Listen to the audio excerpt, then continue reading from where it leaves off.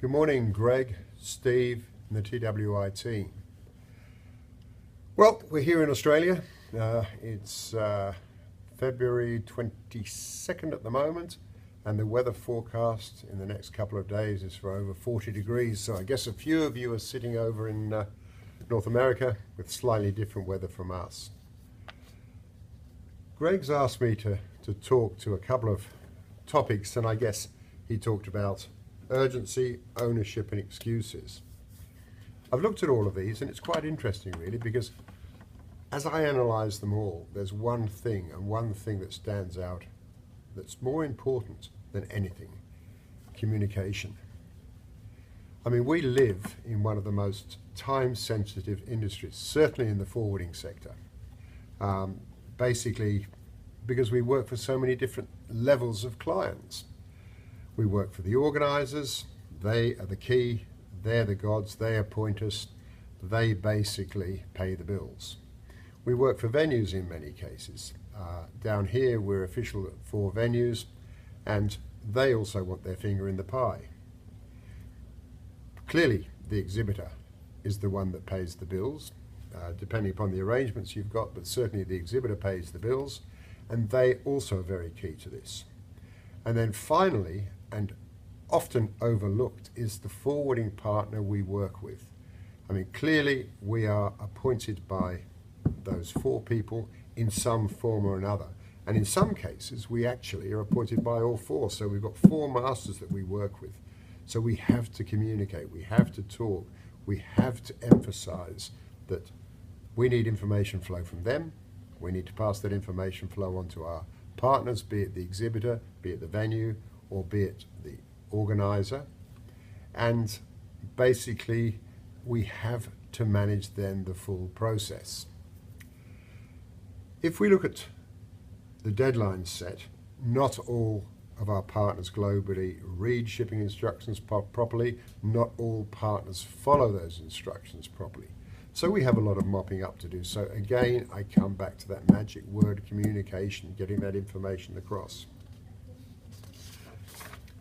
When I was building up Expo Service before selling it into the Agility Group, I monitored every piece of freight we ever had, and it required 24/7 work. Mainly because whilst we have some good partners, for every good partner around the world, there are people who, quite frankly, get an appointment on site, clear the freight, get it to site, but they don't really care. Their client, as far as they're concerned, is the organizer that appointed them on that site. They forget that in a partnership, in a true partnership between forwarders, when we are appointed, and let's say hypothetically, when we're appointed by a TWI, we should be looking through TWI eyes when we're dealing with people.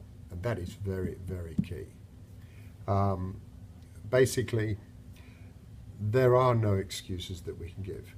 I mean, there's nothing more devastating, and I've had it happen a couple of times recently, when one of my staff comes in and says that we dealt with a forwarder overseas.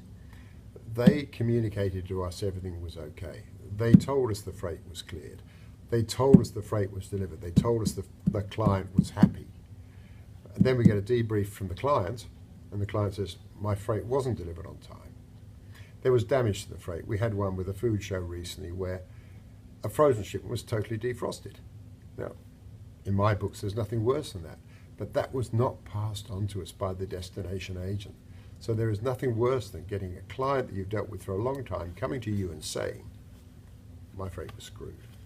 And clearly, it costs us all money, it costs us all reputation, and more importantly, it could cost us future business. I mean, what we need to know, and what we need to know when we're working as partners together in this communication chain, is clearly a briefing from, again, let's hypothesize.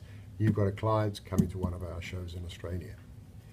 Tell us who the client is. Tell us who their rep is. What are their likes and dislikes? We can help in all sorts of areas here. Tell them where the better restaurants are. We can tell them how to clear goods permanently in Australia. We may even have contacts in their sector that we can introduce them to potential buyers. So it is really getting that whole communication set up properly to let us know what we can do for your client. I mean, what are their pain points? You know, what is it that they're going to blow up against? I mean, how many times do we get a client that comes on site, and then when we report back, this was a very awkward client, they wanted this, they were very demanding. We talk to the agent overseas and say, oh yeah, we know all about him. I mean, or her. So why weren't we told in the first place? Then we can make sure those pain points are removed. I mean, basically, results are the only measurements that count. I mean, clearly I don't care about excuses. Excuses to me, and one of the sad things about being my age, or one of the advantages of being my age, is that I've heard them all before. We constantly hear excuses. You know, customs held the shipment up. The truck broke down on the way to site. I mean, these sort of things don't wash. All I want to hear from anybody overseas is your freight is cleared, it's delivered, and it's in good condition, and the client is happy. I mean, I also tend to ring up, I must admit, our bigger clients overseas and check it's all in order. Or if it's really a major client, of course, like you, we send people offshore to look after them as well. But we don't want excuses. Greg, Steve, and I probably could write a book about how many excuses we've heard in life. And the sad thing is, the moment I get an email saying certain phrases, I say, bloody hell, another excuse. It's just not good enough. I mean, coming back to that magic word communication, which is key in all the topics that Greg asked me to talk about, it's getting to see the client during the show. If I'm representing TWI, I should go and see those people. Are they okay? Have they got the information they need? What are they planning to do with the freight after the show? And that is very, very, very key, because we have so many people on the last day of a show who go around, see somebody, oh, they want to land it permanently. And not all customs allow that to happen. In Australia, for argument's sake now, they've changed the regulations here. If somebody wants to convert from temporary to permanent, it has to be in writing with customs, and the notice has to be given 24 hours before the end of the show. I mean, clearly, if you're not going to see them, you're not going to get that information. If it's a group, and if it's a major US group that's down, have we seen the organisers of the group as well? Because it's not just about the exhibitors, it's about the whole party. I mean, in short, I guess we had the topics here, and I'm looking down at my piece of paper now and saying it was about urgency, ownership, and no excuses. Well, clearly, if the agent at destination hasn't done the job properly, the urgency becomes far more important. The urgency of communication, the urgency of making sure that the clients are looked after, and the urgency of facilitating the clearance, delivery to site. If you don't live, eat, sleep, and breathe this industry, frankly, there's no place for you, because everything is urgent, everything is key. We have to appreciate and empathize with the exhibitors, their investment. I mean, a typical 3x3 stand in Australia now is up to 10 grand. 10 grand in our money is about 7.5 in yours. But you've got that. You've got the freight forwarding. You've got the flights.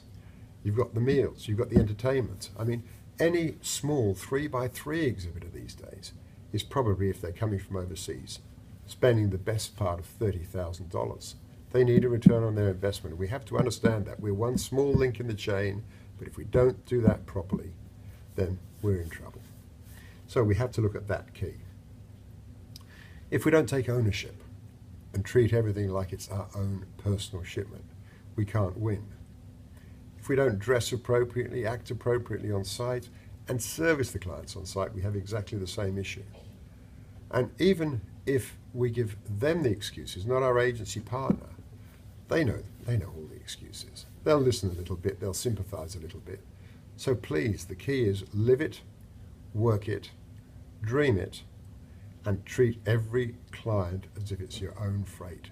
And if you take that ownership, then frankly you're going to succeed in the exhibition industry.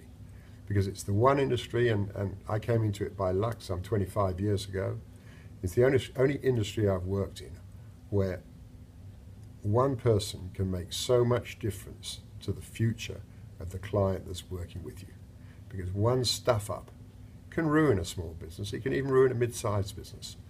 So let's all make sure that when we're talking about origin, destination, that we're partners.